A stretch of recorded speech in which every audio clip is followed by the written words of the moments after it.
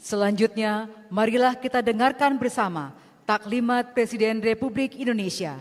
Dilanjutkan dengan pemukulan palu sebagai tanda peresmian pembukaan Rakornas tahun 2026.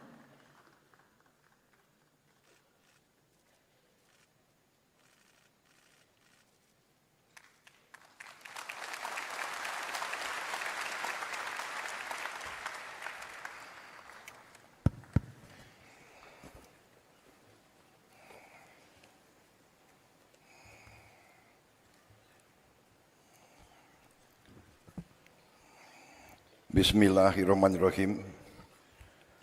Assalamualaikum warahmatullahi wabarakatuh.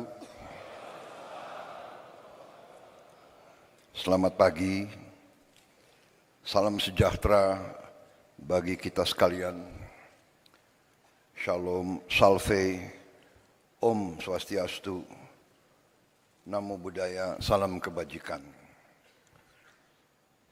Yang saya hormati Wakil Presiden Republik Indonesia, Saudara Gibran Rakabuming Raka, Menteri Dalam Negeri, sebagai penyelenggara kegiatan, Jenderal Polisi Purnawirawan Muhammad Tito Karnavian, para Menteri Koordinator, para Menteri, Kepala Badan, Jaksa Agung, Kapolri, Panglima TNI, Kepala BIN, para penasihat khusus Presiden, Ketua Dewan Ekonomi Nasional, Ketua KPK, para Wakil Menteri, Wakil Kepala Badan, dan seluruh anggota Kabinet Merah Putih yang hadir. Yang saya hormati dan saya banggakan, seluruh kepala daerah setanah air yang hadir, para gubernur, para wakil gubernur, para bupati, para wakil bupati, para wali kota, para wakil wali kota, dari seluruh penjuru tanah air yang hadir pada siang hari ini. Para pimpinan DPRD tingkat provinsi, pimpinan DPRD tingkat kabupaten dan kota, DPR Papua dan DPR Aceh yang saya hormati, para eselon 1, kementerian dan lembaga, para Panglima Kodam, Komandan Kodairal, Panglima Kodau, para Kapolda, Kajati dan Kabinda dari seluruh tanah air yang hadir, para Komandan Korem, Komandan Lanal, Pangkalan TNI AL, Komandan Lanut, Pangkalan TNI AU, Komandan Kodim, Kapolres dan Kajari dari seluruh Indonesia yang saya hormati dan saya banggakan. Para Kepala Badan Pusat Statistik tingkat provinsi dan kabupaten kota yang saya hormati dan sebagainya. Yang saya hormati seluruh pimpinan instansi tingkat provinsi dan kabupaten kota, para hadirin undangan serta rekan-rekan pers dan media yang hadir.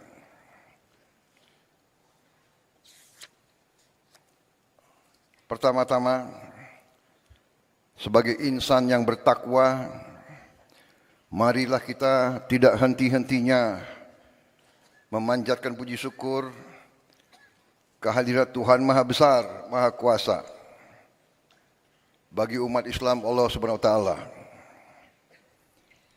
yang memiliki sekalian alam. Hanya kepadanya lah kita berdoa dan hanya kepadanya lah kita memohon pertolongan. Kita bersyukur atas segala karunia, atas kesehatan, kedamaian yang masih diberikan kepada kita. Selagi kita terus berdoa agar saudara-saudara kita yang terkena musibah di beberapa daerah seluruh Indonesia diberi pertolongan, diberi kebaikan secepat mungkin. Adalah kehormatan dan kebanggaan bagi saya untuk bisa hadir dalam acara istimewa ini, bertemu dengan saudara-saudara semuanya dari seluruh penjuru tanah air. Dalam kesempatan ini, saya menyampaikan penghargaan yang setinggi-tingginya kepada Menteri Dalam Negeri yang menyelenggarakan acara yang tertib seperti ini.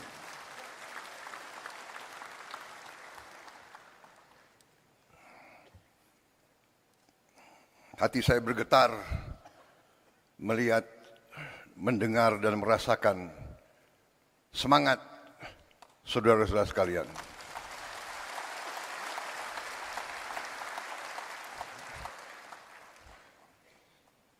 Kalau semangat saudara sungguh-sungguh berasal dari kalbu saudara-saudara sekalian yang paling dalam, masa depan bangsa kita, saya yakin aman dan saya yakin kita akan berhasil. Saudara-saudara, banyak yang selalu menilai, banyak dari luar bangsa kita yang mengatakan bangsa Indonesia adalah bangsa yang tidak mungkin. Indonesia is an impossible nation. An impossible nation. How can so many ethnic groups, so many races, religions be united? Mereka tidak bisa membayangkan bagaimana negara yang sekian banyak suku bangsa, kelompok etnis, sekian ras, sekian agama besar, ratusan bahasa, bisa berkumpul, bisa bersatu, bisa mengejar cita-cita dalam suatu kerangka negara kesatuan. Mereka tidak bisa bayangkan.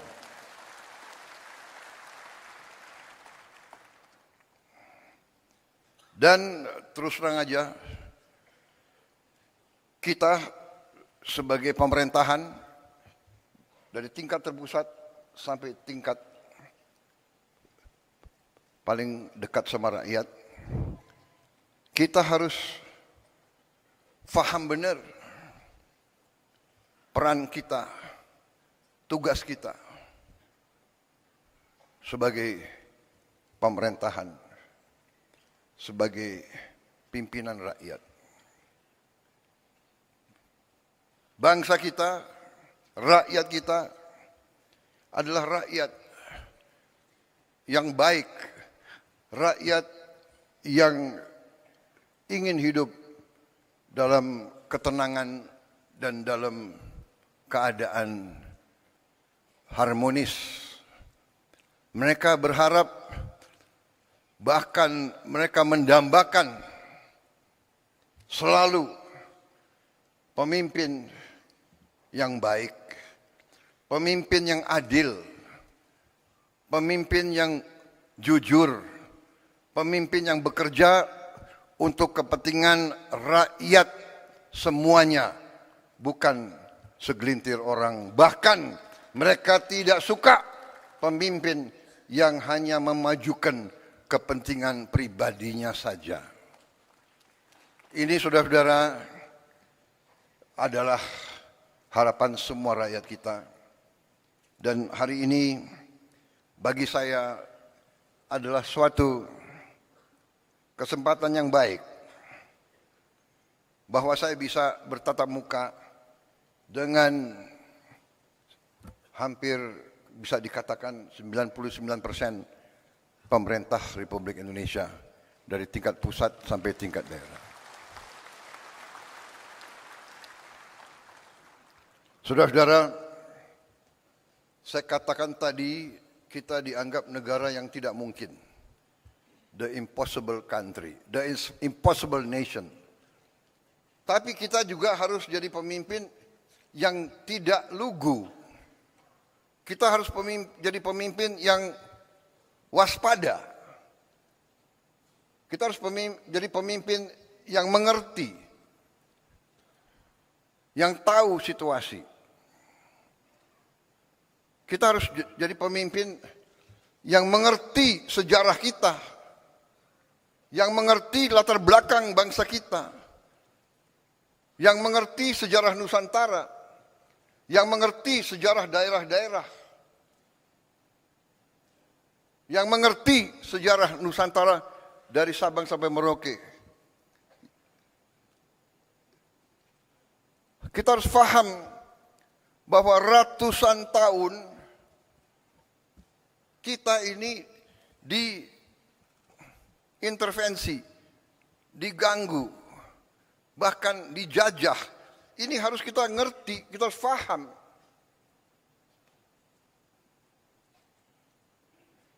Mereka yang melupakan sejarah akan dihukum oleh sejarah. Mereka yang melupakan sejarah akan terbelit dalam kesalahan-kesalahan yang dilakukan di masa lalu. Kenapa saya mengatakan itu, saudara-saudara? Karena kita mendapat kesempatan hari ini, kita dapat kesempatan untuk melihat bagaimana dunia sebenarnya. Kita melihat sekarang negara-negara besar yang mengajarkan kita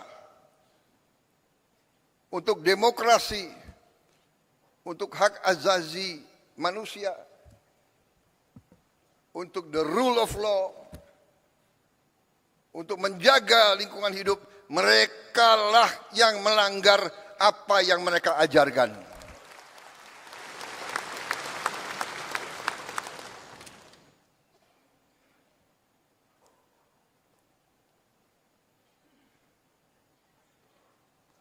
Puluhan ribu wanita, orang tua, anak-anak tidak berdosa dibantai, dan banyak negara yang diam. Di mana hak asasi manusia? Di mana demokrasi yang mereka ajarkan? Karena itu, saudara-saudara, kita sebagai pemimpin, kita harus waspada, kita harus mengerti. Saudara-saudara sekalian, perjuangan bangsa yang puncaknya ada dalam proklamasi 17 Agustus 1945 dan dalam penyerahan kedaulatan kepada kita yang kita rebut dengan darah, dengan keringat, dan dengan air mata. Kita rebut melalui perjuangan ratusan tahun di semua daerah. Negara ini yang sekarang, saudara-saudara, yang sekarang ada dalam kendali kita, dibangun atas pengorbanan rakyat yang sangat besar. Karena itulah kita tidak boleh lupa bahwa adanya kita adalah untuk berbakti, mengabdi kepada rakyat kita. Ini hal yang selalu mudah kita ucapkan, tapi harus kita buktikan. Saudara-saudara, karena itu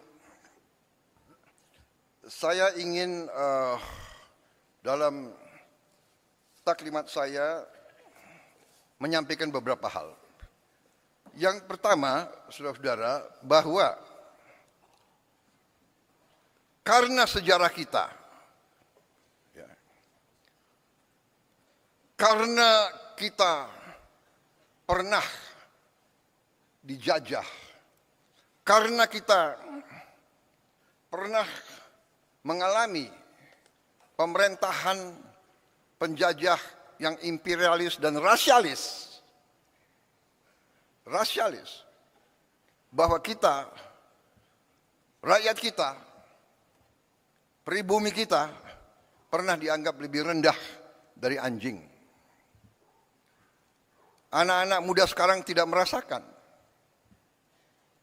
Saya masih melihat prasasti.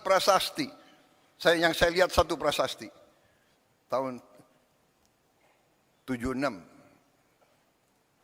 Saya ulangi, tahun 78.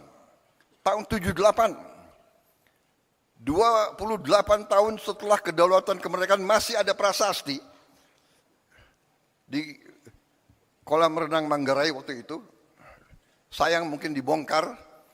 Kadang-kadang kita tidak menghormati sejarah kita. Situs-situs bersejarah dibongkar. Ini para kepala daerah harus memikirkan. Saya mau tanya, di mana stasiun RRI yang digunakan oleh Bung Tomo waktu pertempuran 10 November? Apakah masih ada? Di mana situs-situs Majapahit? Saya dengar ada beberapa yang sudah jadi pabrik. Saudara-saudara. Jadi saudara-saudara, dengan masalah itu, saya ingin juga mengatakan bahwa kita sampai di sini hari ini melalui perjuangan yang lama dan melalui kepemimpinan presiden-presiden dan pemerintahan-pemerintahan yang terlebih dahulu. Presiden dengan pemerintahan, dengan para gubernur, para bupati, yang terdahulu, semuanya telah menyumbang, semuanya telah berkontribusi terhadap kehadiran kita hari ini. Ini saya tidak mengatakan ini sebagai suatu kata-kata indah, ini saya yakini. Karena itu saya selalu mengajak, apapun perbedaan kita, karena kita berbeda, pasti. Kita berbeda suku, kita berbeda ras, mungkin kita berbeda agama, kita berbeda aliran pemikiran politik. Tapi kita adalah satu bagian, satu keluarga besar Indonesia.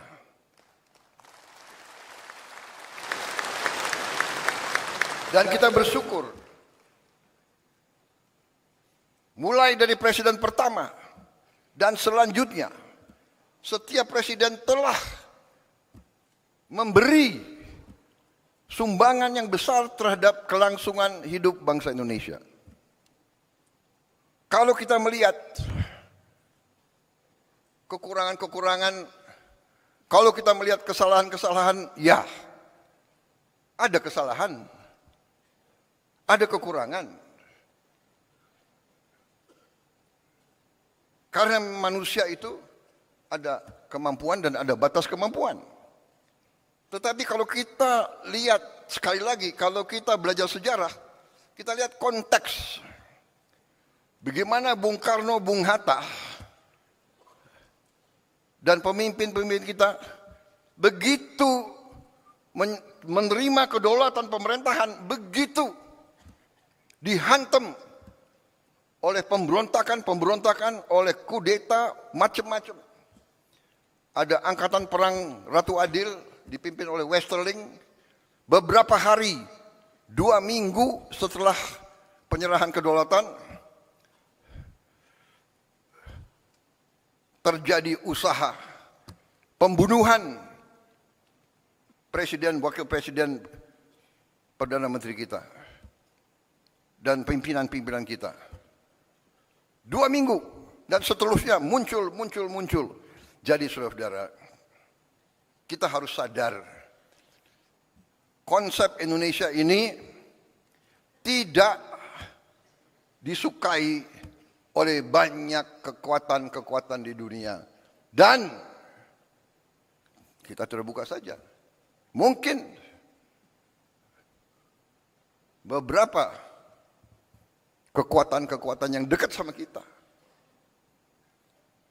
Karena itu saudara-saudara, bahwa dari mulai presiden pertama, kita Indonesia, tapi seluruh dunia berada di tengah perang ideologi besar.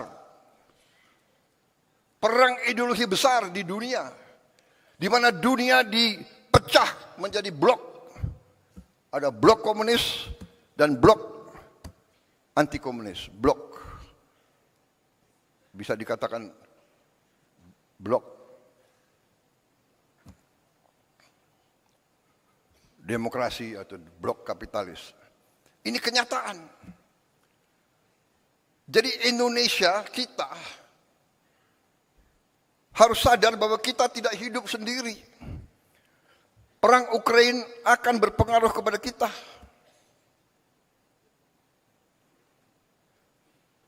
Peristiwa di Gaza berpengaruh kepada kita. Saudara-saudara. Jadi saudara-saudara, ini yang saya ingin sampaikan ke seluruh barisan pemerintahan. Marilah kita waspada. Marilah kita mengerti tantangan-tantangan yang ada di dunia ini. Saudara-saudara, saya baru pulang dari Eropa. Saya ketemu tokoh-tokoh dunia. Saya hadir di Davos. Puluhan kepala negara hadir. Hampir semua merisaukan pecahnya Perang Dunia Ketiga. Kita di sini menghadapi tantangan, ya, perubahan iklim mengakibatkan kita menerima banyak bencana dan sebagainya. Tapi sekarang di tingkat dunia mengkhawatirkan akan terjadinya Perang Dunia Ketiga. Saudara-saudara, ada simulasi. Kalau terjadi Perang Dunia Ketiga, nuklir, kita yang tidak terlibat saja pasti kena. Kita akan kena partikel-partikel radioaktif.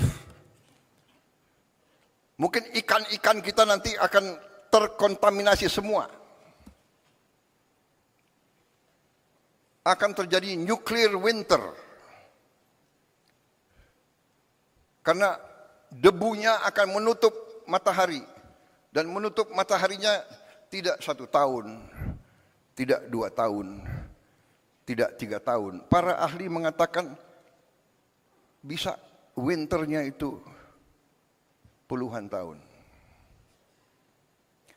Ini yang dibicarakan di dunia. Karena itu saya jalankan sebagai mandataris meneruskan warisan pendiri-pendiri bangsa kita. Saya menjalankan politik luar negeri yang menganut tetap garis kita, bebas aktif, tapi non-aligned, non-block. Kita tidak akan ikut fakta militer manapun.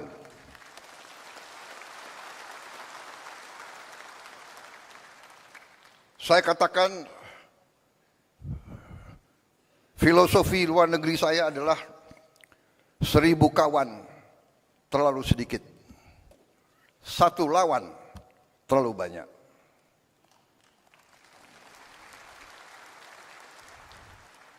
Satu lawan, apalagi satu musuh.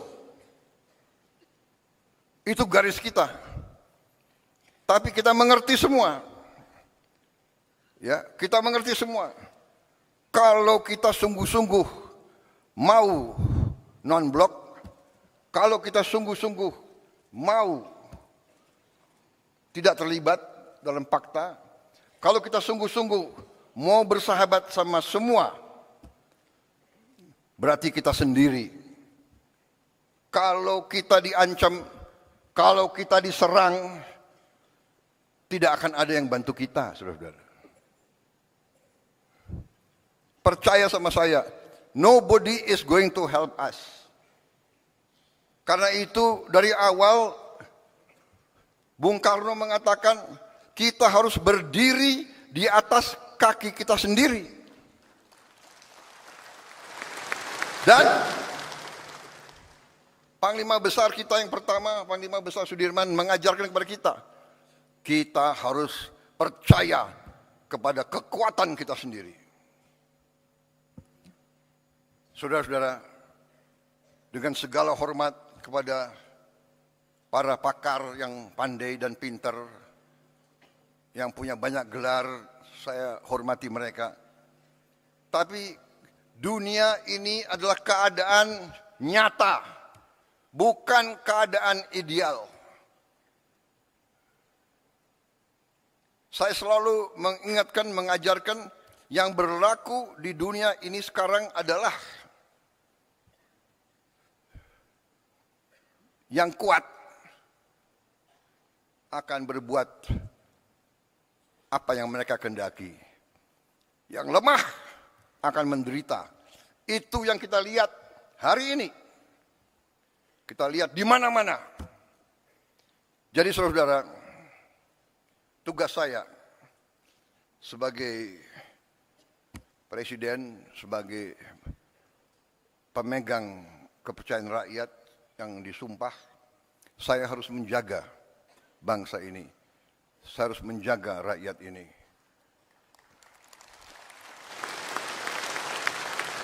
Kadang-kadang gampang untuk kita bilang, gampang kita ngomong. Tapi kadang-kadang tidak gampang untuk dilaksanakan. Kadang-kadang hati kita bergejolak.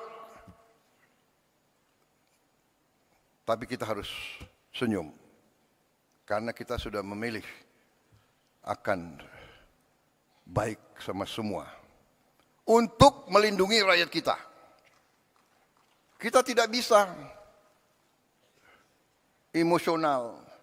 Kita tidak bisa terlalu idealis. Karena yang berlaku adalah dunia nyata, saudara-saudara.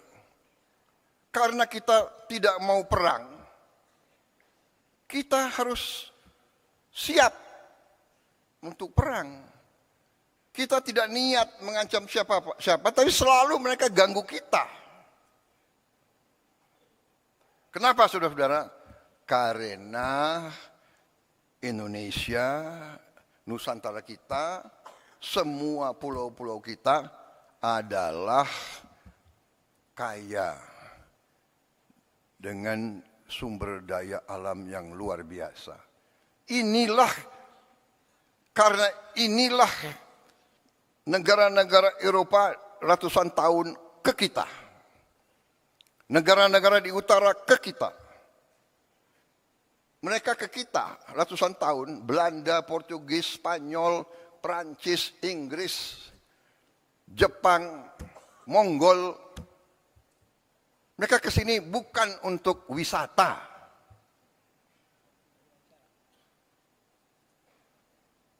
Mereka pertama datang mau dagang. karena bangsa kita baik, kita nih, genetika kita nih baik, ya kan? Kita suka dengan tamu. Benar? Suka dengan tamu. Semua suku, kalau kedatangan tamu, diterima dengan baik. Walaupun rakyat kita miskin, tamu datang diterima dengan baik. Kalau hanya bisa kasih nasi pakai garam, itu dikasih. Presiden Singapura yang sekarang pernah cerita sama saya, waktu dia masa muda, dia sama istrinya keliling di Sumatera, di Sulawesi Selatan. Karena waktu masih muda, mereka apa itu? Backpacker ya, backpacking. Jadi naik bus, numpang. Satu saat di tengah sawah hujan badai, mereka kesasar. Tahu-tahu ketemu anak kecil membawa mereka ke rumah orang tuanya. Mungkin di Sulawesi Selatan, saya tidak tahu namanya apa, dukuh, ya, hanya kelompok 4-5 rumah. Diajak ke dalam, ketemu orang tuanya, ternyata ini Presiden Singapura cerita sama saya. Dia begini, saya tidak bisa lupa rakyatmu. Kami diajak duduk, mereka sangat-sangat miskin. Kami lihat dia hanya makan nasi sama lauknya pisang. Bapak, ibu, 2 anak, 2 tamu. Satu apa itu? Satu tampang beras, nasi, dengan pisang. Itu dibagi ke tamu dulu. Ini sifat bangsa kita. Saya mengalami sebagai perwira muda, prajurit muda, rakyat kita di mana-mana keluar memberi sesuatu yang bagi mereka sangat susah. Ini cerita Presiden Singapura 30 tahun yang lalu. Sekarang rakyat kita masih banyak yang hanya makan nasi. Mungkin dengan daun singkong, mungkin hanya dengan garam. Saudara-saudara sekalian, karena itu kita hormati semua pendahulu, tapi kita harus faham bahwa kita masih menghadapi kesulitan. Kita masih menghadapi tantangan. Kita masih menghadapi kekurangan. Kita tahu bahwa rakyat kita masih banyak yang mengalami kesulitan hidup. Sekarang para ahli ekonomi, ya, ada istilah desil 1, desil 2, desil 3, desil 4 dan sebagainya. Dan kita ini kadang-kadang takut bicara apa adanya. Nggak mau kita mengakui. Kita nggak mau bilang miskin, nggak enak. Prasejahtera.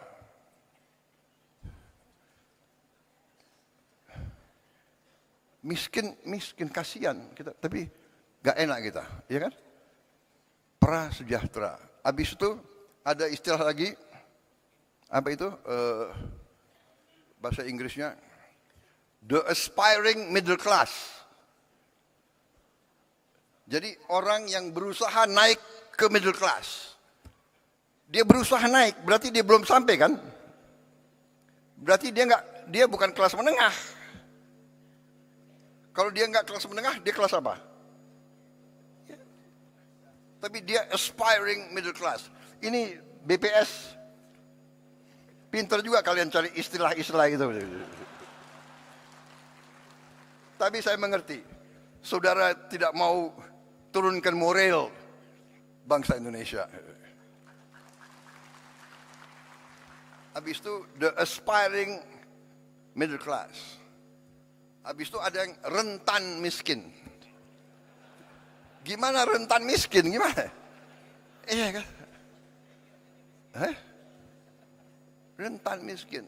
Habis itu miskin, baru sangat miskin. Saudara-saudara, kita harus berjuang bersama-sama, semua unsur, semua tingkatan, semua latar belakang, semua partai manapun, kita harus bersatu, kita harus berjuang menghilangkan kemiskinan dari bumi Indonesia. Kita tidak boleh menyerah, kita tidak boleh takut dengan kesulitan. Kita tidak boleh mengatakan, aduh, apa bisa, apa mampu. Karena di sini banyak kelompok. Ada kelompok-kelompok, apa bisa, apa mampu. Selalu menimbulkan keraguan-raguan. Ini orang Indonesia atau orang apa ini? Saya bingung. Ini, wartawan masih ada ya? Baik,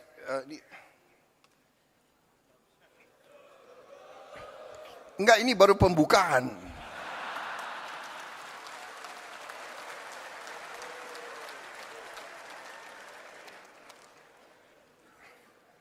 Saya belum sampai ke halaman pertama, belum selesai. Jadi saudara-saudara, ya, kita tidak boleh menyerah sebelum bertanding. Kemiskinan terlalu banyak.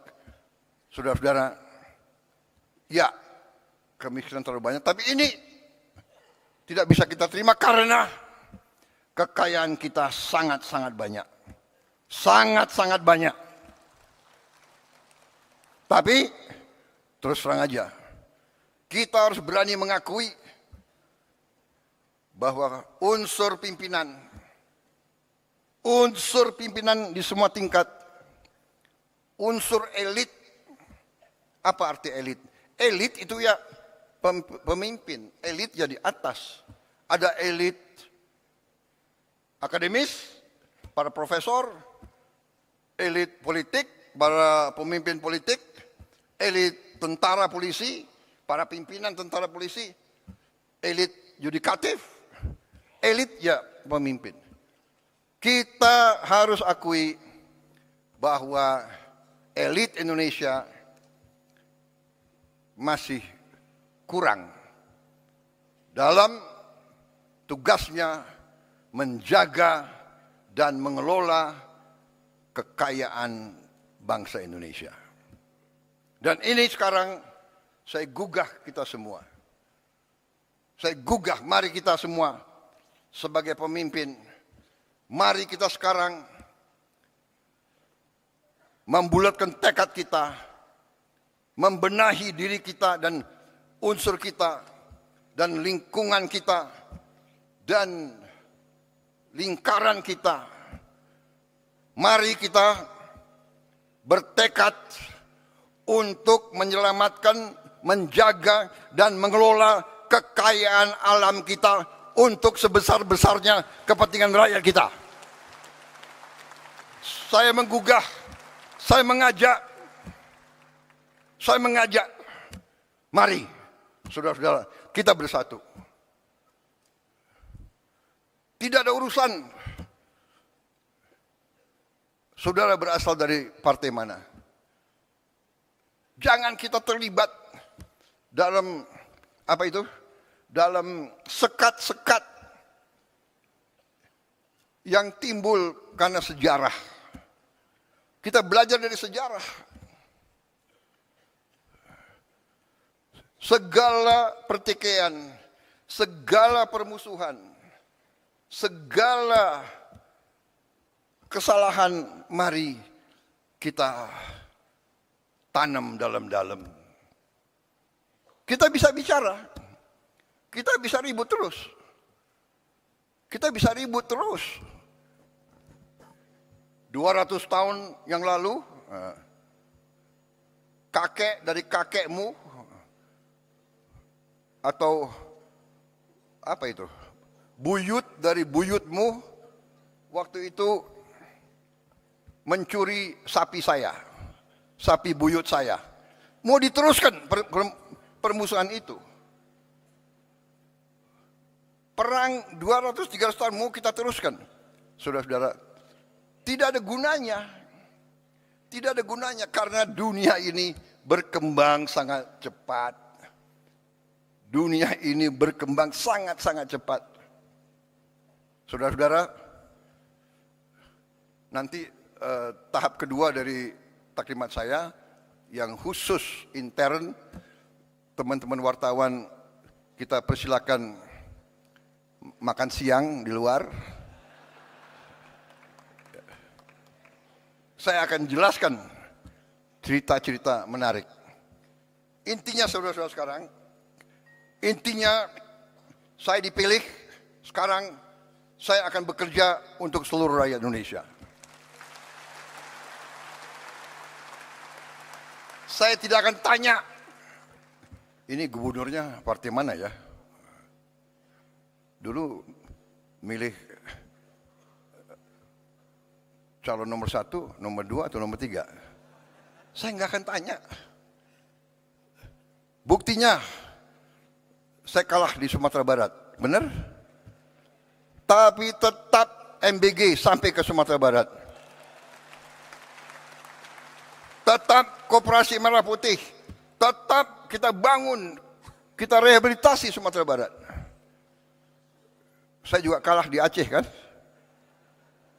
Tapi tetap kita bangun Aceh habis-habisan. Gak ada. Tidak boleh ada permusuhan, tidak boleh ada sakit hati. Kalah menang biasa karena kita mengabdi untuk bangsa dan rakyat Indonesia.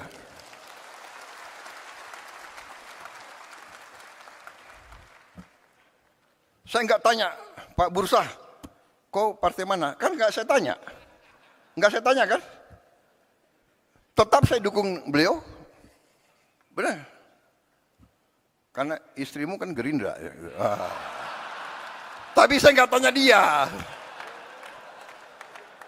Saya nggak tanya dia. Kebetulan istrinya Gerindra. Nggak ada urusan saya. Kalau Gerindra brengsek, Gerindra pun saya tangkap. Saudara-saudara. Ya? Jangan macam-macam. Nggak ada itu. Kita semua bergerak. Jadi persaingan, pertandingan ya pertandingan. Kalau ada pemilihan harus ada pemilihan. 2 calon, 3 calon, 5 calon, nggak apa-apa, bagus. Tapi begitu selesai, sudahlah kerja. Nah ini yang ini yang saya tawarkan. Ayo bekerja untuk rakyat. Pak Pram dari PDIP. Tapi tetap saya akan dukung sebagai gubernur DKI. Karena tugas saya, kewajiban saya adalah seluruh rakyat Indonesia, termasuk rakyat DKI. Walaupun gubernurnya partai lain, saya akan dukung beliau supaya DKI aman dan selamat. Kan begitu. Nanti 2029 ya terserah. Iya kan, gak apa-apa. Gak apa-apa, benar. Jadi saudara-saudara, saya sedikit jelaskan ya. Yang saya lakukan sekarang, yang saya tawarkan kemarin waktu saya dipilih sebelumnya adalah saya ingin dan saya punya dan saya menyebarluaskan sesuatu yang saya pelajari sekian puluh tahun sehingga saya membuat dan saya pelajari dalam negeri dan luar negeri. Saya keliling, kawan-kawan saya banyak. Saya keliling. Tiap kali saya suatu negara, walaupun saya nggak berkuasa dulu, saya datang ke Pak Mahathir. Waktu dia lagi kuat-kuatnya, Pak Mahathir, bagaimana Bapak menghadapi korupsi? Saya tanya, Pak, yang mengganjal saya sebagai patriot Indonesia adalah korupsi yang terlalu banyak di Indonesia. Bagaimana Bapak menghandle? Dia kasih pelajaran, dia kasih tips-tipsnya. Dia bilang, you bisa atasi korupsi hanya melalui pendidikan. Pendidikan begitu vital. Habis itu saya ketemu pemimpin di Thailand, saya tanya. Saya ketemu pemimpin di mana-mana. Sehingga saya membuat satu strategi yang sudah ada di buku, yaitu saya beri nama strategi transformasi bangsa. Jadi kita mau menjadi negara maju modern. Ya. Kriteria kita adalah maju modern, di mana seluruh rakyat kita mengalami kualitas hidup yang baik. Kita tidak bermimpi untuk menjadi high income country.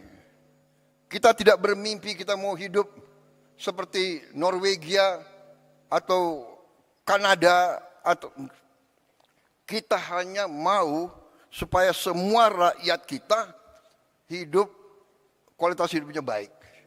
Artinya makan harus cukup sehat. Kesehatannya harus dijamin. Anak-anaknya harus sekolah dengan baik.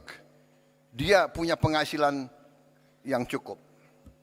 Dan inilah strategi yang kita buat, ya, yang saya sebut 8 misi dari Asta Cita, 17 program prioritas, dan program hasil terbaik cepat. Ya. Dan saudara-saudara, dari itu, ya, kalau bisa saya ringkas, lebih sederhana, yaitu fondasi pertama kita, mau tidak mau, suka tidak suka, kita harus swasembada pangan. Swasembada pangan. Tidak ada alternatif. Kalau kita mau merdeka, kalau kita mau sejahtera, kita harus jamin produksi pangan. Sehingga pangan bisa dinikmati oleh seluruh rakyat kita. Swasembada pangan adalah syarat, itu adalah pilar yang utama dari strategi yang saya tawarkan dan saya jalankan sekarang. Saya ajak saudara, ayo sama-sama sebagai patriot bangsa. Tapi kalau kau tidak mau ikut saya tetap jalan terus. Karena saya bertekad Indonesia harus mampu mencapai kemerdekaan yang sejati. Kemudian swasembada energi. Harus. Nanti ada kelompok, apa bisa? Bisa. Kita sudah hitung. Kita punya kelebihan-kelebihan luar biasa. Kenapa kelapa sawit bagi saya katakan itu miracle crop. It is a miracle crop. Ada kelompok nyinyir, kenapa kelapa sawit? Ya kan? Loh, Prabowo mau bikin kelapa sawit. Ya, untuk rakyat Indonesia. Karena kelapa sawit itu tidak hanya untuk minyak goreng. Saya ke dunia, keliling-keliling, hampir semua pemimpin negara minta ke saya, kami mohon Indonesia, tolong supply kelapa sawit, CPO. Saya ke Mesir, saya ke Pakistan, saya ke Rusia,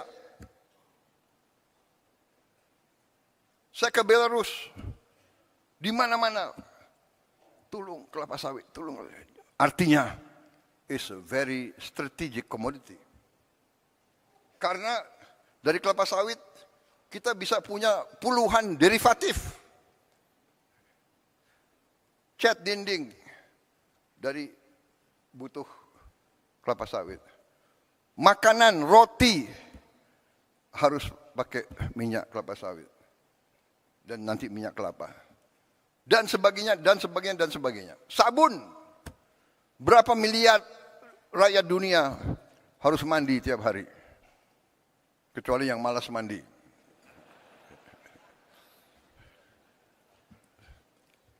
Kadang-kadang pasukan komando mandinya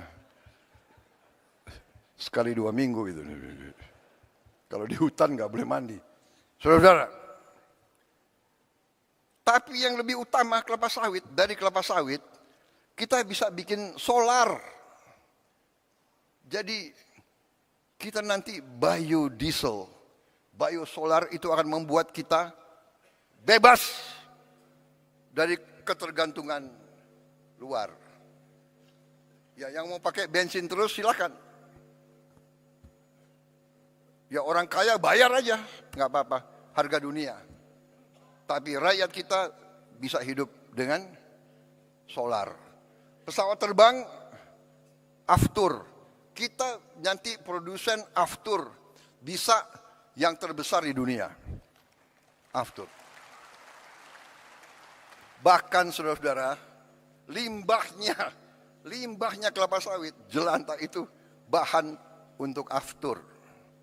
Sehingga, maaf, bangsa-bangsa lain, saya tutup, saya larang ekspor limbah kelapa sawit, ekspor jelantah. Harus untuk kepentingan rakyat Indonesia dulu, baru.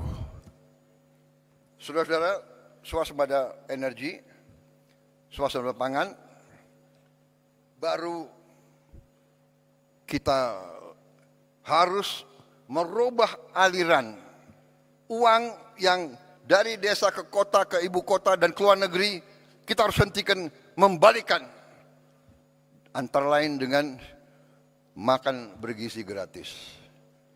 Anak-anak kita harus makan cukup. Dan alhamdulillah hari ini, tadi malam saya cek Kepala BGN, kita sudah mencapai 60 juta penerima manfaat. 60 juta dalam 1 tahun. 1 tahun 4 bulan, 5 bulan. 60 juta. Tidak ada yang menduga kita mampu.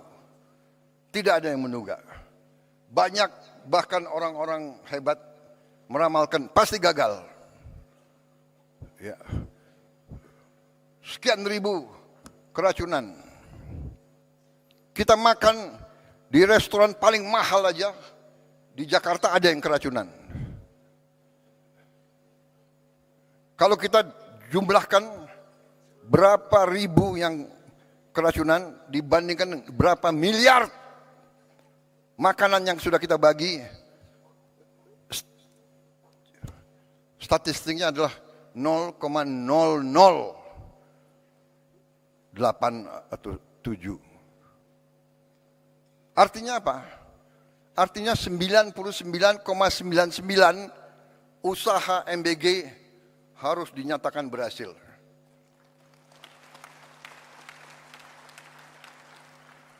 Saya tidak mengerti. Ya, mungkin dasarnya adalah menganggap lawan politik, apa saja dibuat harus diserang, harus dijelek-jelekan. Ya, inilah usaha kita untuk menjelaskan. Tetapi saya hanya ingin beritahu saudara-saudara, saya baru 1 hari yang lalu, para ahli pakar dari White House sedang mempelajari MBG kita ini. Sedang mempelajari MBG kita sendiri. 3 bulan, 4 bulan yang lalu saya terima rombongan dari Rockefeller Institute datang ke saya. Dan dia mengatakan makan bergizi gratis itu adalah investasi yang terbaik yang bisa dilakukan oleh suatu negara.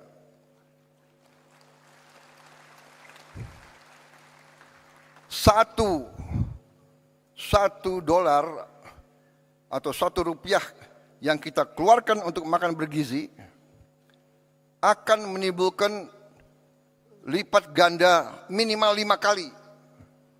Dan dalam jangka panjang akan menjadi 35 kali investasinya itu.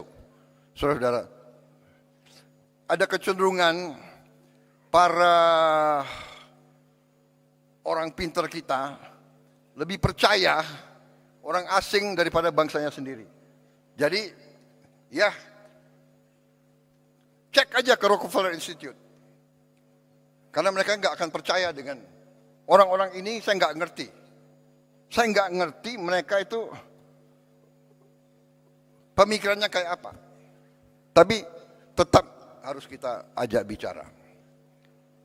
Saudara-saudara, saya nanti, saudara mungkin 2-3 minggu lagi, ya kalau saya bicara di sini saya harus bertanggung jawab. Ini media, ini cover saya. Banyak lagi nunggu. Kalau bisa, wah ini blunder apa lagi Prabowo akan bicara gitu. Iya kan? Sorry ya.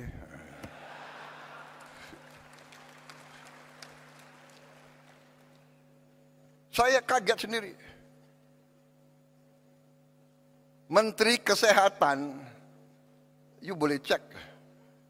Kan ini direkam. Secretary of Health dari Amerika Serikat, saya dapat berita, ingin jumpa dengan saya, ingin bertanya tentang MBG. Saudara-saudara. Dan MBG kita ini sudah sampai 60 juta hari ini. Kita akan mencapai 82 juta paling lambat Desember 2026. Paling lambat.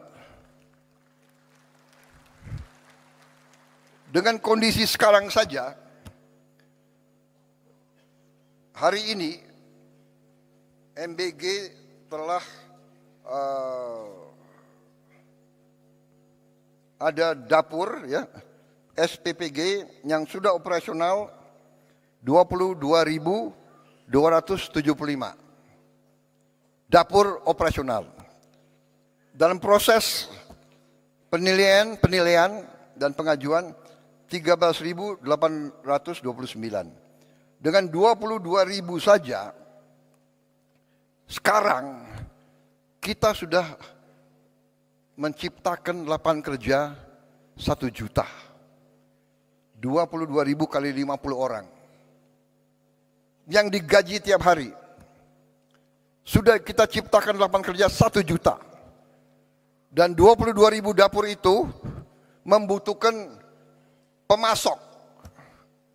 Pemasok tomat, wortel, sayur, telur, ikan, ayam, daging, dan sebagainya.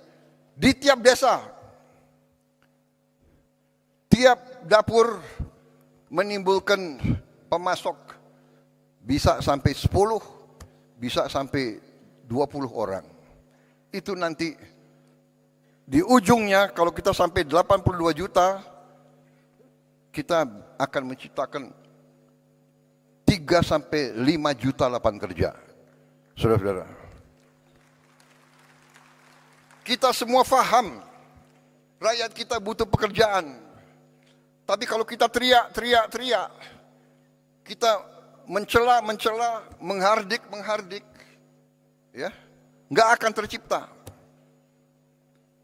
Saya buktikan kepada saudara-saudara, Prabowo Subianto sebagai Presiden Republik Indonesia, saya telah menghasilkan sekarang 1 juta lapangan kerja. Hanya dari MBG. Dan ada tuduhan untuk menjelekkan kita sebagai bangsa. Jadi begini ya, kalau saudara tidak suka dengan 2-3 orang, jangan merusak seluruh bangsa. Kalau tidak suka sama Prabowo, silahkan. 2029 bertarung. Iya kan?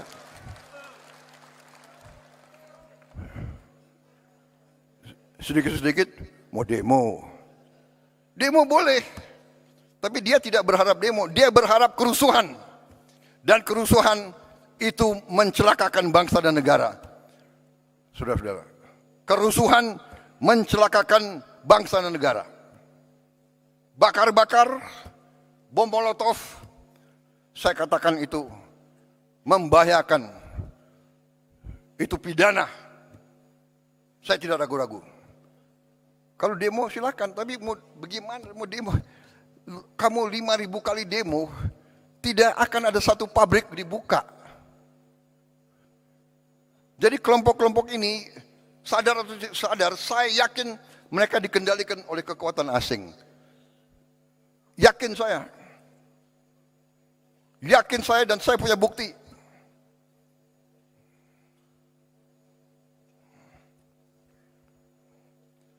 Dan saya menghimbau mereka, hai warga negara Indonesia, apakah kau tidak kasihan sama rakyatmu?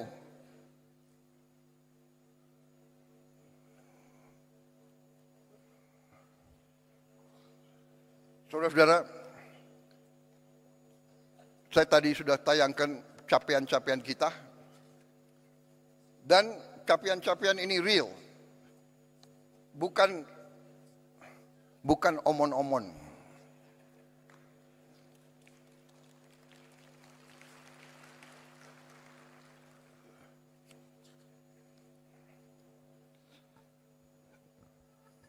Kita telah bentuk dana Sovereign Wealth Fund. Saya telah menghimpun semua kekuatan milik negara dalam satu manajemen, satu pengelolaan yang nilainya adalah 1 triliun US dollar. Terus lengkapnya adalah 1040 miliar dolar aset under management.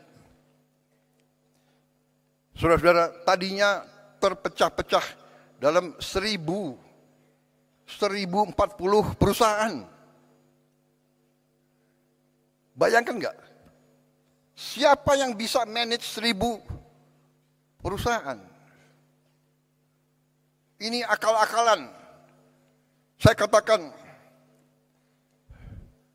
pimpinan-pimpinan BUMN yang dulu harus bertanggung jawab. Jangan enak-enak kau. Siap-siap kau dipanggil kejaksaan.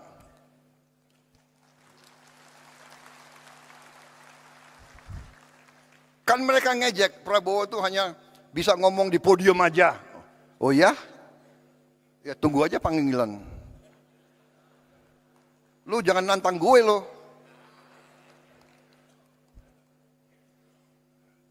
Saya hanya takut sama rakyat Indonesia dan Tuhan Maha Besar. Saya hanya takut itu. Dan kita semuanya harusnya itu. Saudara-saudara, sudahlah. Kita ini semuanya sebentar lagi dipanggil. Benar. Dan kalau dipanggil tidak sesuai nomor urut. Tidak sesuai senioritas. Sorry ya. Belum tentu aku duluan dipanggil. Bisa yang muda-muda di sana tuh.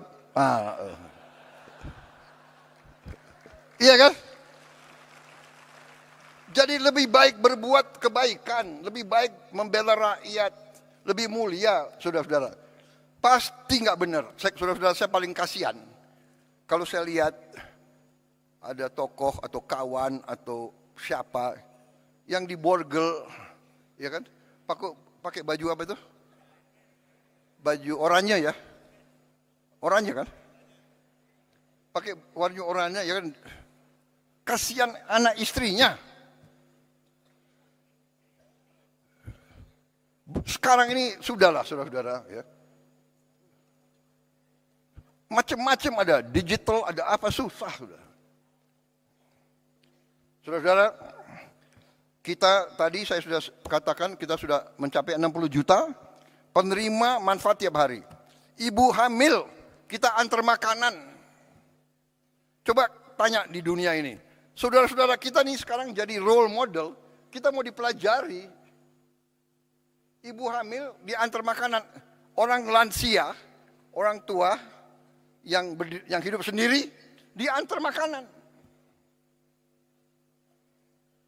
Kasih lihat, kasih tahu saya negara mana. Dan saudara mungkin ada yang percaya enggak, tapi nanti saya juga kaget loh. Kok White House mempelajari? makan bergizi kita ini. Saudara-saudara, kita sudah mencapai total makan yang kita produksi 3 miliar ya. 3,7 miliar. Kalau nanti 82 juta penerima manfaat, kita akan mencapai secara matematik minimal 17 miliar makan yang kita produksi. Saudara-saudara, 70 juta rakyat kita sudah dicek kesehatan gratis. Pertama kali dalam sejarah. Dan yang kita ketemukan hasilnya ya lumayan menantang. Nanti beberapa bulan lagi akan kita wujudkan minimal 28.000 koperasi di tiap desa. Dan koperasi itu koperasi yang operasional, punya gudang, punya cold storage, dan akan punya 2 truk masing-masing koperasi. Tidak akan ada panen yang tidak terjual. Dulu menunggu siapa yang mau ambil. Tengkulaklah, perantaralah, sekarang tidak. Koperasi bisa ngirim sendiri hasil panennya. Kalau belum bisa dijual, dia simpan dalam gudang. Dia punya gudang sendiri. Dan kita akan bikin desa-desa nelayan dan proyek-proyek perikanan sehingga rakyat kita akan dapat ikan seger, protein yang harganya mungkin setengah dari daging. Tiap keluarga Indonesia harus makan lauk protein tiap hari. Itu cita-cita pemerintah Republik Indonesia. Itu cita-cita saya. Dan saudara bisa lihat hasil-hasil kita yang lain. 282.180 sekolah telah menerima interaktif flat panel. Tahun ini sudah selesai. Hampir semua sekolah, termasuk yang terluar dan yang terpencil, yang tertinggal, sudah menerima. Di pulau-pulau terpencil, di gunung-gunung tertinggi, mereka sudah punya panel interaktif. Kemarin di Aceh dan di beberapa bagian ada yang rusak karena banjir, kita akan ganti segera. Tahun ini kita akan lengkapi, kita harap ini cukup untuk 1 kelas tiap sekolah. Tahun ini saya tujuannya adalah tiap sekolah minimal dapat 2 lagi, minimal. Sehingga nanti dapat 3 kelas. 3 ruang kelas. Mudah-mudahan 4 ruang kelas. Akhir 2008-2009, setiap ruang kelas di seluruh Indonesia akan punya interaktif digital panel. Artinya apa? Kita bisa mengajar dari Jakarta. Sekolah-sekolah yang gurunya kurang, yang guru matematiknya kurang, guru bahasa Inggris kurang, guru fisika, guru biologi, kita bisa menerima pengajaran dari pusat interaktif. Saya sebetulnya nanti ujungnya saya bisa lihat ruang kelas gurunya ada atau tidak.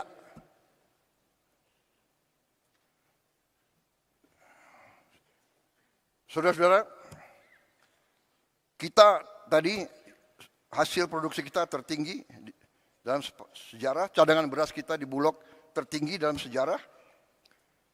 Hasil investasi kita, lapangan kerja baru sudah terbentuk 2,7 juta. Kita juga sekarang buat inovasi yang jarang dilakukan di dunia.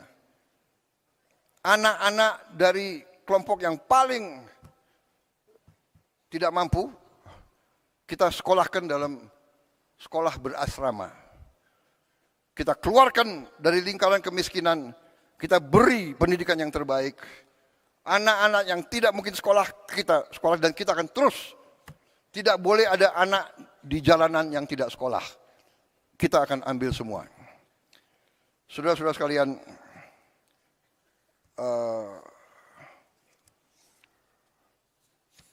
saya kira sudah nanti yang salah satu program kita yang sangat strategis adalah kampung nelayan.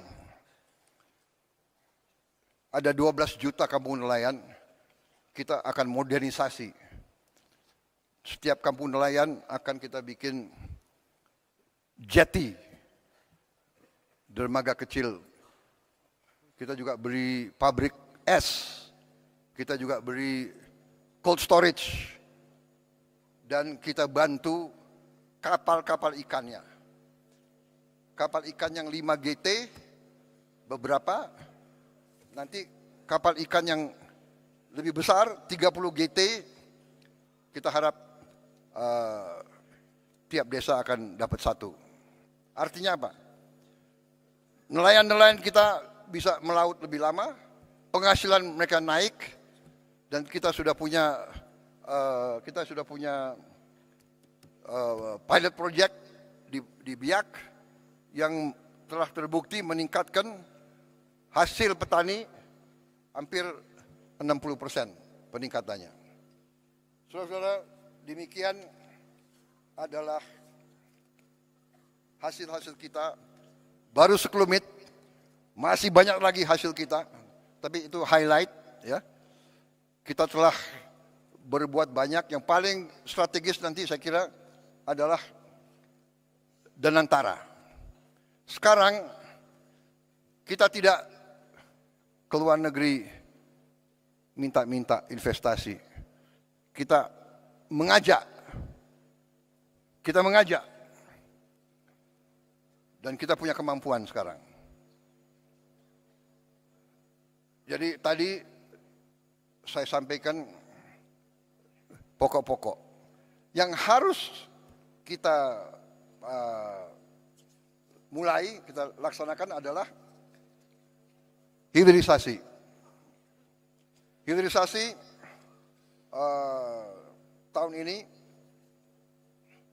ada 18 proyek hilirisasi prioritas 2026. Industri smelter aluminium, industri stainless steel slab, industri oleoresin, industri ikan filet tilapia, modul surya terintegrasi, industri gasifikasi batubara, industri copper rod, wire and tube, industri oleo food, kelapa sawit, industri karaginan, rumput laut, industri bioaftur dari jelanta, industri aspal, industri besi baja, industri nata de coco, MCT, dan tepung kelapa. Dari kelapa kita akan bangun kilang minyak. Masa minyak kita kirim keluar ke kilang minyak, habis itu kita import lagi, ya kan? Industri mangan sulfat, industri chemical grade alumina, industri klor alkali plant, oil storage tanks. 18 proyek ini akan ciptakan 276.000 lapangan kerja berkualitas dengan investasi rupiah 618 triliun. Ini tahun ini akan kita mulai. Tapi sebelum itu saya ingin sampaikan kepada para kepala daerah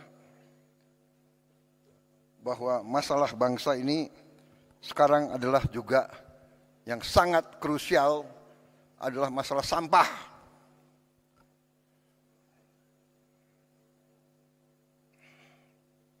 Sampah ini menjadi masalah. Diproyeksi hampir semua TPA sampah akan mengalami overcapacity pada tahun 2028, bahkan lebih cepat. Untuk itu, tahun ini kita akan buka 34 proyek pembangunan waste to energy di 34 kota. Ini saya minta groundbreaking berapa bulan ini dilaksanakan. Ini kita perkirakan 2 tahun lagi sudah berfungsi. Ini investasi cukup besar, totalnya itu hampir 3,5 miliar dolar untuk 34 titik itu. Tetapi setelah saya lihat di beberapa kabupaten, saya yakin bahwa kota-kota kabupaten sudah juga mulai harus ada. Dan ini sudah ada inisiatif beberapa bupati, improvisasi, ini sedang kita pelajari, mungkin bisa saling menukar pengalaman.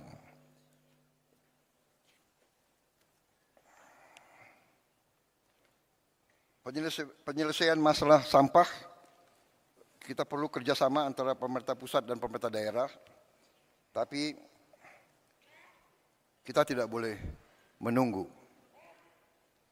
Karena itu, bila perlu, demi kepentingan rakyat, pemerintah pusat yang akan memimpin. Saudara-saudara sekalian.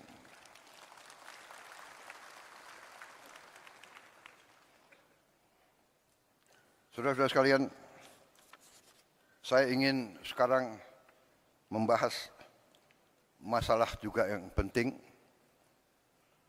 Salah satu masalah tadi kita lihat sampah di mana-mana, ya. Ini harus kita selesaikan.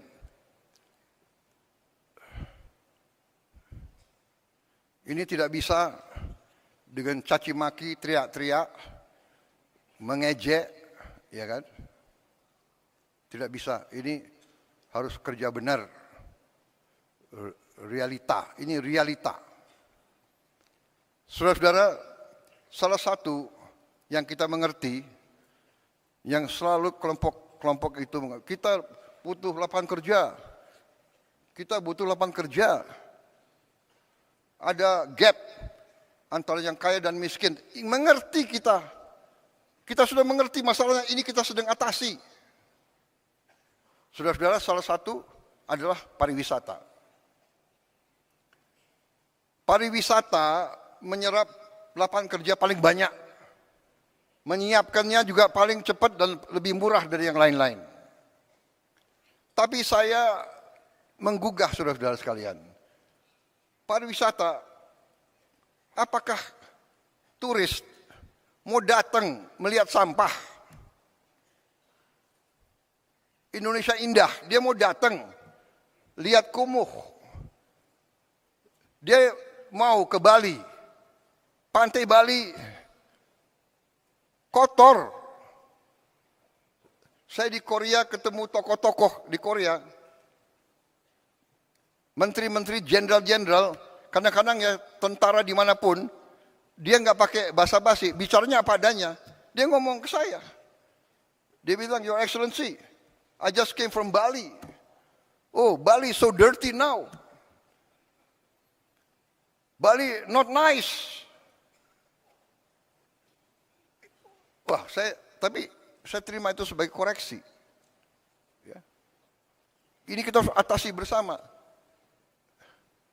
Ini kalau nggak salah,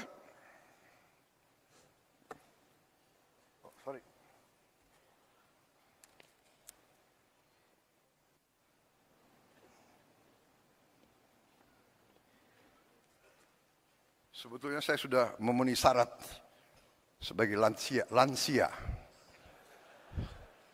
Jadi pakai kacamata nggak apa-apa ya. Nah, ini maaf ya, gubernur, bupati dari Bali, ini real loh. Bali bulan Desember 2025. Ini pantai Bali. Bagaimana turis mau datang ke situ lihat sampah?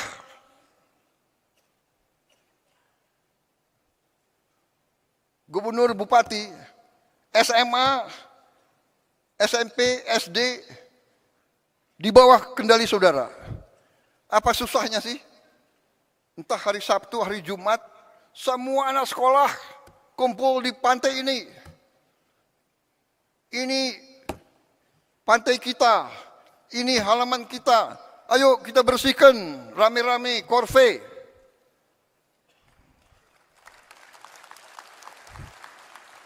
Apa salahnya? Kalau bupati dan gubernur tidak bisa saya perintah, Dandim, dan rem. Saya perintahkan kau, ya, gerakan anak buahmu, korve, tiap hari atau tiap berapa hari, korve, korve, korve. Kepolisian, kerahkan korve, korve, korve.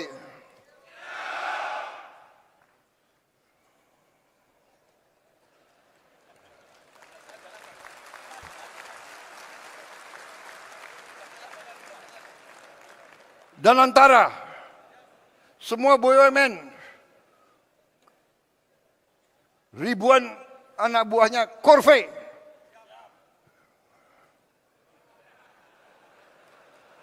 Saya tidak mau lihat plastik atau sampah di sekitar kantor-kantor BUMN.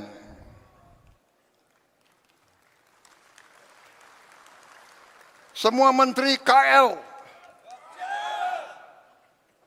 sebelum masuk kantor minimal setengah jam bersihkan lingkunganmu. Benar ya? Jangan siap-siap.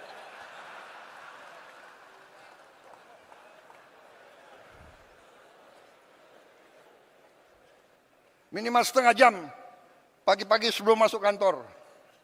Kalau perlu menteri yang mimpin. KL semua itu. Semua kantor. Ya. Kita ini sekarang harus menyatakan perang terhadap sampah.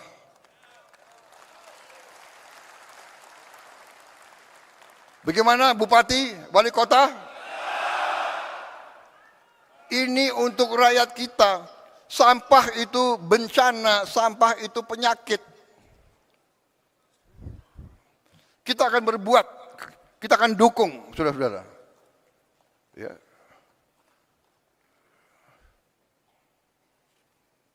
Ini 34 kita segera mulai. Begitu ada uang, kita arahkan ke sini juga. Bagaimana kita mau jual, kita mau harapkan pariwisata, kalau lingkungan kita nggak benar, ya, jorok, kotor. Saudara-saudara, dalam waktu dekat, saya sebetulnya mau launching apa yang saya sebut Gerakan Indonesia Asri. Aman, sehat, resik, indah.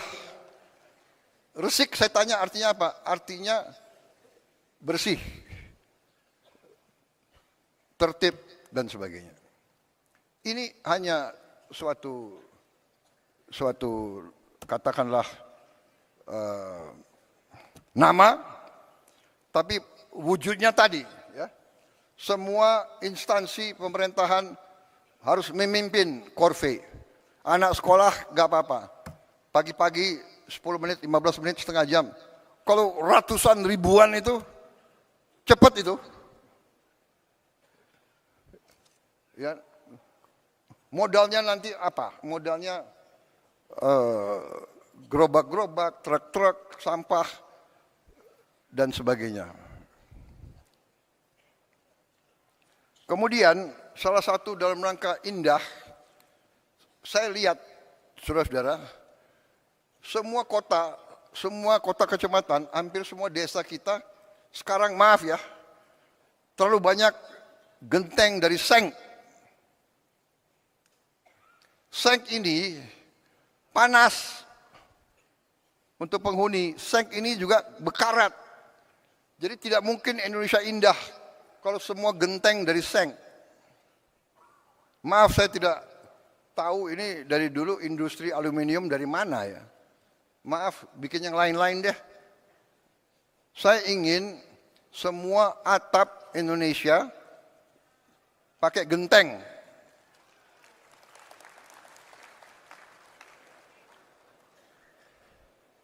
Ya. Jadi nanti ini gerakannya adalah proyeknya adalah proyek gentengisasi seluruh Indonesia. Alat-alat genteng itu alat pabrik genteng itu tidak mahal. Jadi nanti koperasi merah putih akan kita lengkapi dengan pabrik genteng. Genteng itu bahan bakunya dari tanah dan dengan dicampur dengan beberapa zat limbah lainnya bisa ringan dan kuat. Saya dapat laporan dari profesor-profesor kita bahwa limbah dari batu bara ya, ash itu dari batu bara ya, itu dicampur dengan tanah, bahan genteng yang baik. Jadi saudara-saudara, kita akan bantu saudara ya. Nah itu sebelum gentengisasi, sesudah gentengisasi.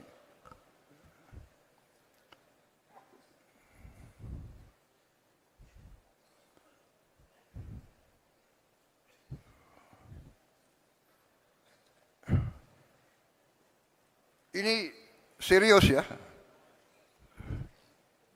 Bupati wali kota yang tidak mau kotanya indah, terserah. Yang mau, ayo bersama kita bikin kotamu indah, bikin kecamatanmu indah, bikin desamu indah.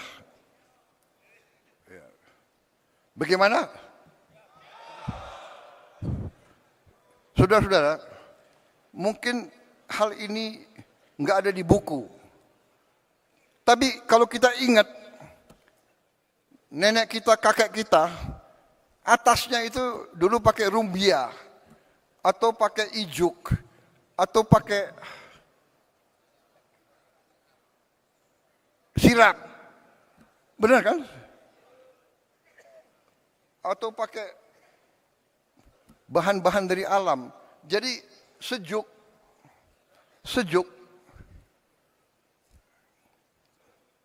Dulu desa ibu saya di Minahasa itu pakai rumbia semua, sejuk. Sekarang seng. Jadi saudara-saudara, saya mengajak, ini sangat penting. Turis dari luar untuk apa didatang melihat seng berkarat? Karat itu lambang degenerasi.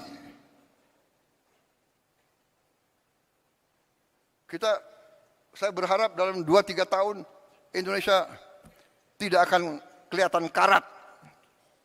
Karat adalah lambang degenerasi. Bukan lambang kebangkitan. Indonesia bangkit, Indonesia harus kuat, Indonesia harus indah. Rakyat kita harus bahagia. Saudara, saya kira ini dulu untuk tahap pertama.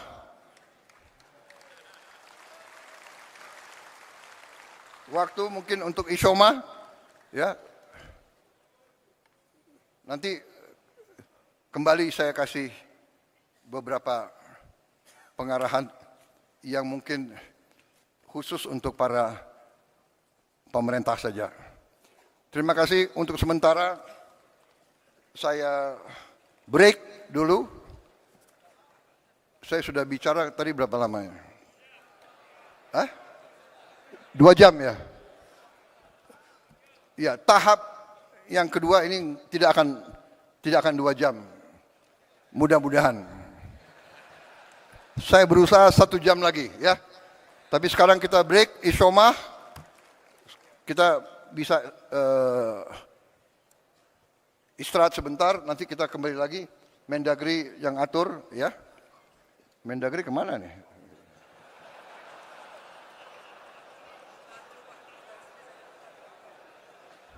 Oh, sekarang saya harus buka. Saya buka. Oh ya, ini ada. Pakai apa? Oh.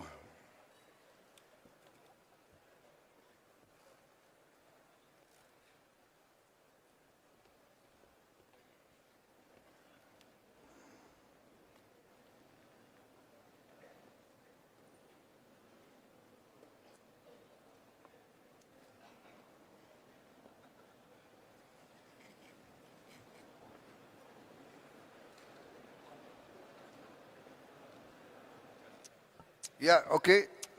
Sebentar lagi saya akan resmi buka. Tapi, oh ya ini juga dalam rangka Indonesia Asri, ya terus terang aja saya minta kepada pemerintah, ya, tolong tertibkan iklan-iklan, spanduk-spanduk terlalu banyak.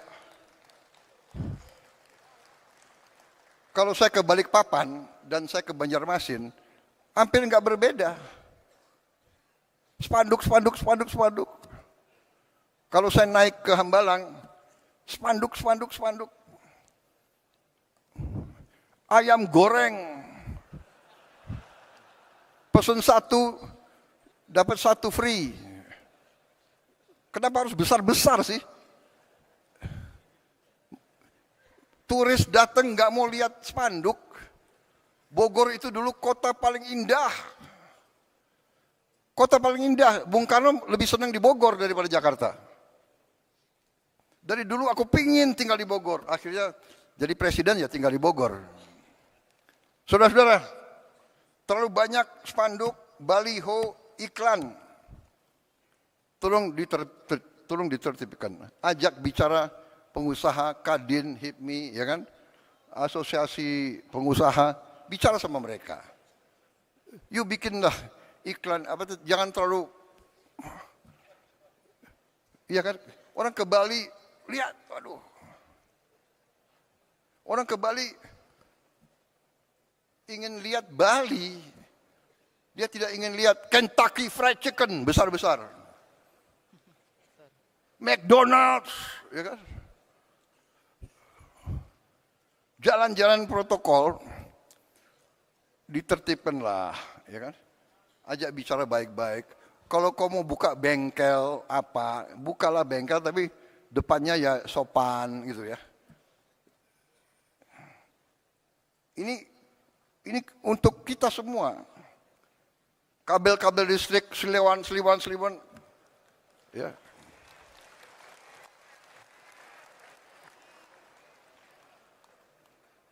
Baik, ini saya dapat apa? Pointers dari staff Seskap. Mohon izin Pak, wartawan masih di lokasi.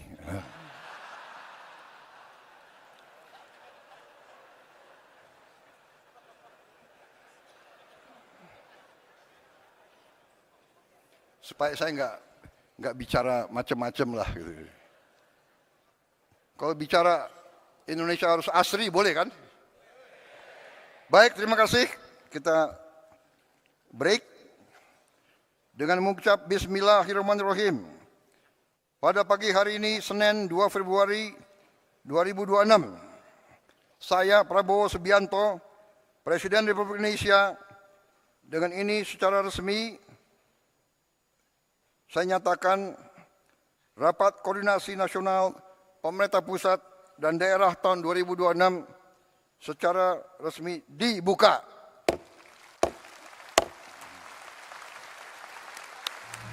Terima kasih. Sampai ketemu pada sesi kedua. Selesai. Dengan demikian, Rakornas Pemerintah Pusat dan Daerah tahun 2026 secara resmi telah dibuka oleh Presiden Republik Indonesia.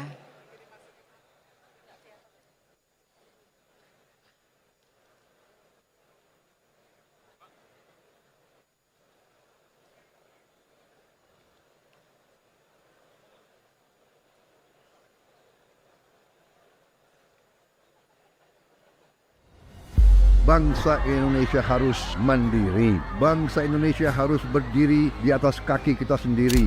Dan di situ elemen utamanya adalah swasembada pangan, swasembada energi. Pangan dan energi harus kita mandiri.